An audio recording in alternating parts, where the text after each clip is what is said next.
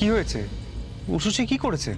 গবার বউ, তোমার বড় ছেলেকে বলো তার বউ এসে এই গ্রামে সর্বনেশে কাজকর্ম শুরু করে দিয়েছে।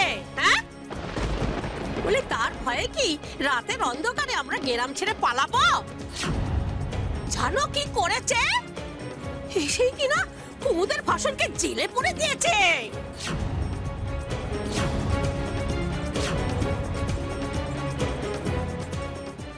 কি বলছেন কি পিসমা? কুমুদের ভাসুরকে বড় বৌমা জেলে পুরে দিয়েছে? সে কি? কেন?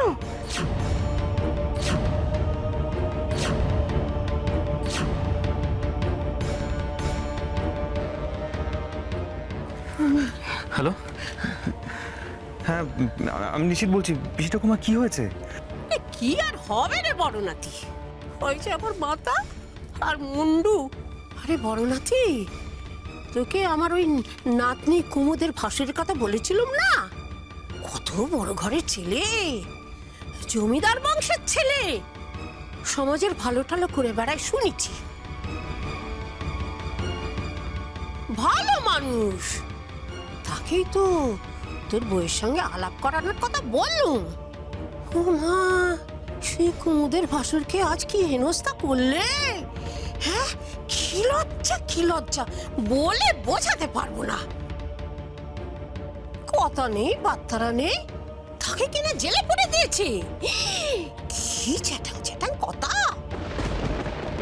বলছে কিনা তাকে তো ছাড়বেই না, উল্টে জেলের ঘানিটা নিয়ে ছাড়বে।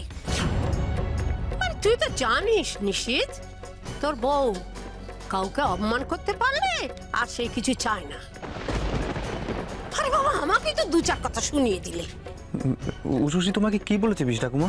কি বলে নে? হ্যাঁ, বললে কিনা আমাকে থানা থেকে বেরিয়ে যেতে, নাহলে কিন্তু অপমান করবে। কি রে, চুপ করে আছিস বড়? মুখে কুলু পেটেছিস নাকি? কিছু বল। না মানে, আরে তোর বইয়ের কি মাথা খারাপ হয়ে গেল নাকি রে? এরকম অসভ্য তো আগে ছিল না। পিসি ঠাকুমা তুমি আমার কথাটা শোনো। তুমি এত দুশ্চিন্তা করো না, আমার মনে হয় কোথাও একটা ভুল হচ্ছে। আচ্ছা ঠিক আছে, আমি ওর সাথে একবার কথা বলছি। আর উষুষি তো এমন অবিবেচক মেয়ে নয় তুই যাকে তাকে অন্যায়ভাবে সাজা দিয়ে যাবে। তোর বউ বিবেচক, হ্যাঁ? আর আমি বুঝি মস্করা করছি?